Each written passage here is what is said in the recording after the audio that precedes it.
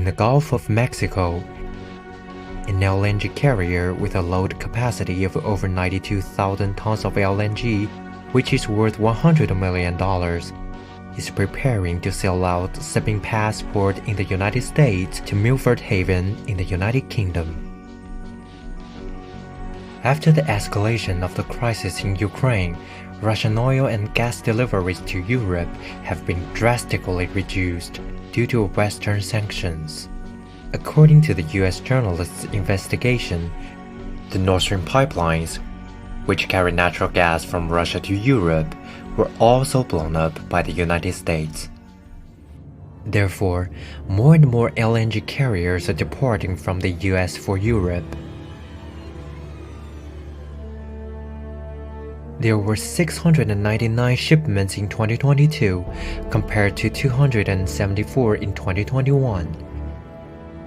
The total volume increased from 19.83 million tons in 2021 to 51.98 million tons in 2022, a rise of more than 162%.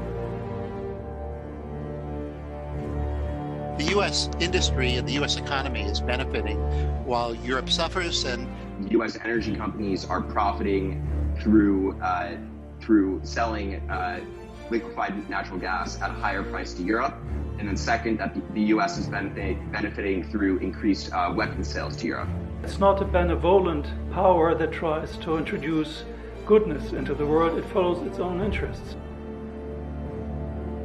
The Javelin anti-tank guided missiles and the Stinger air defense missile systems are being shipped away from the manufactory of the Raytheon Technologies in Waltham, Massachusetts in the US. Due to providing assistance to Ukraine, the stock of rocket artillery are emptied out in the manufactory of Lockheed Martin, the world's largest weapons manufacturer in Camden, Arkansas in the US. Just in 1 month, it received nearly $700 million worth of orders from the US Department of Defense. At the end of February in 2022, just a few days after the escalation of the crisis in Ukraine, share prices of major US weapons manufacturers soared. That's another benefit beyond the sale of weapons.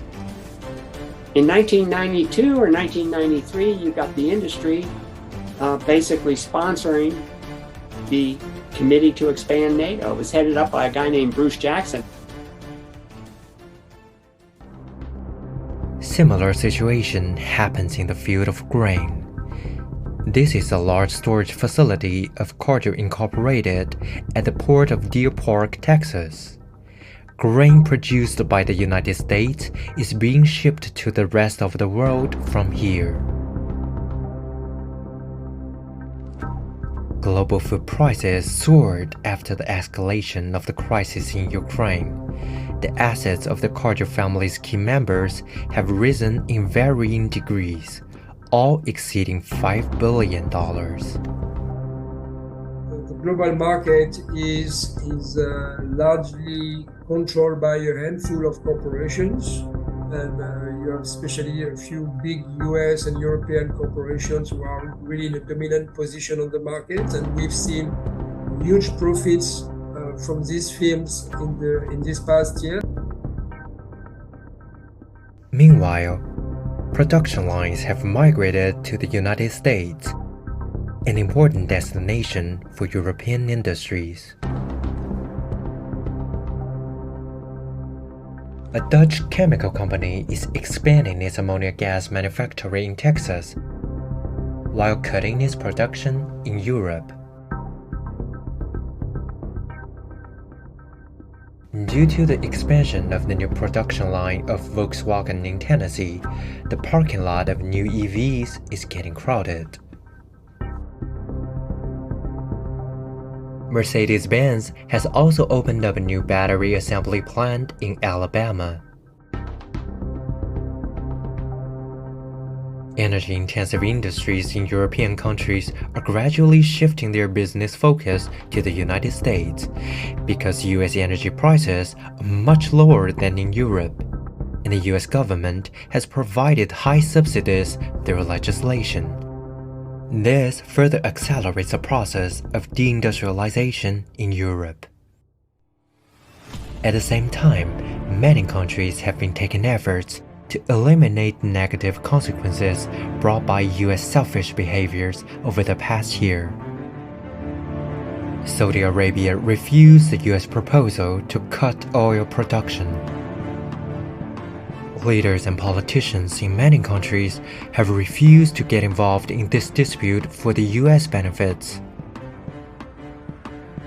Europe is still hesitating whether to achieve strategic autonomy or to fight for US advantages within the framework of NATO under the domination of the US, and whether to have a truly secure Europe or to sacrifice itself for US interests in the name of maintaining security.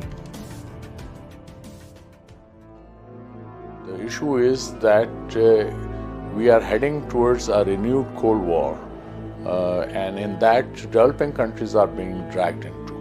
The question is that big powers like United States, they create problems.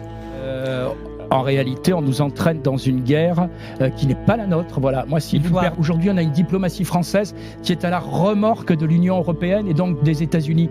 Quelle est notre diplomatie? C'est donner des armes aux Ukrainiens, donner des armes aux Ukrainiens. Qu'est-ce qu'on veut? Qu'ils se fassent tuer jusqu'au dernier pour bien essorer les Russes. Marine Le Pen a pourtant et après, M. Biden enverra les Européens aussi, peut-être?